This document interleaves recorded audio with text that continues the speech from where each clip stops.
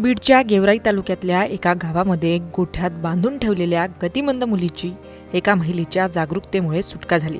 सध्या ह्या मुलीला छत्रपती संभाजीनगरच्या पुनर्वसन केंद्रात दाखल करण्यात आलाय। या मुलीच्या आईचा मृत्यू झालेला असून वडील व्यसनाधीन आहेत। मुलगी गतिमंद असल्याने तिच्या वडिलांनी तिला चक्क जनावरांच्या गोठ्यामध्ये पायाला दोरी बांधून ठेवलं होतं। गंभीर म्हणजे तिला खाण्यासाठी केळी आणि टरबूजच्या साली दिल्या जायच्या।